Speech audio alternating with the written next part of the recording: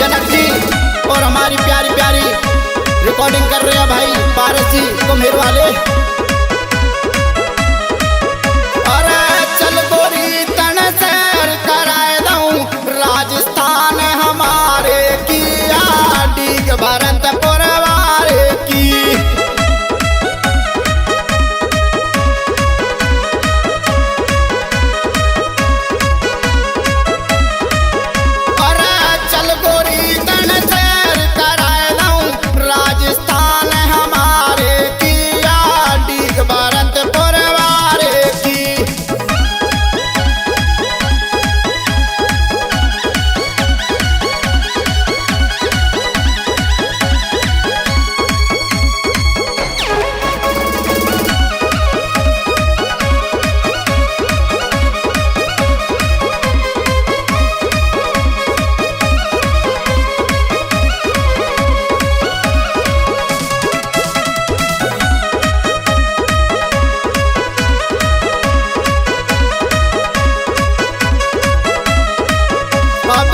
चलना शुरू करो प्यारी, अब चलना शुरू करो प्यारी।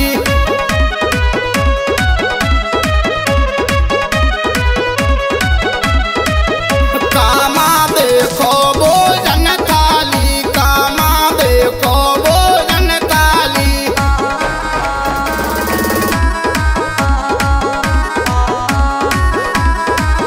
यहाँ तीरथ राज लगा रहे पंडा भाई माया सारी बस्ती है सब माया वंशी वारे किया डीग भरतपुर वारे की।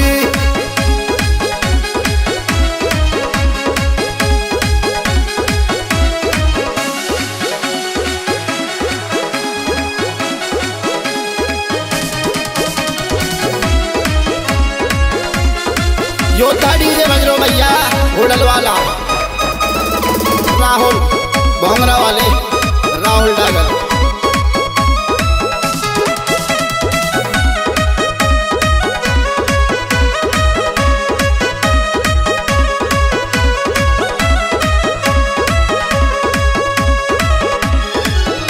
अब देखो 84 खम्मा सुन ले भाई सीतो गुरु जी।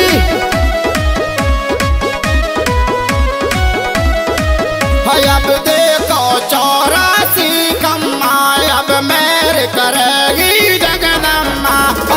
गिनना इनका मुश्किल है सब माया बंसी वारे किया डीग भरतपुर वारे की। अरे चल गोरी तन सैर करा दूं राजस्थान हमारे किया डीग भरतपुर वारे की।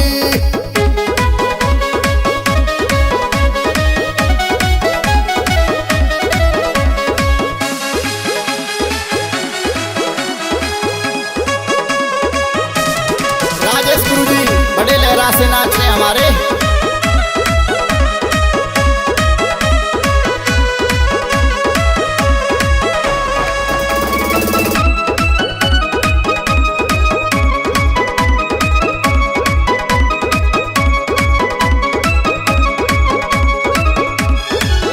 जुड़ जाए डीग में जब फारे,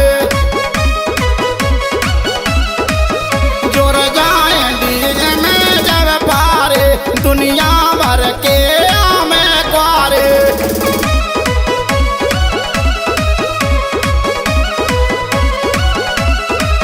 यहाँ कमी नहीं है शरण की, अब जाकी कर लो मेलन की।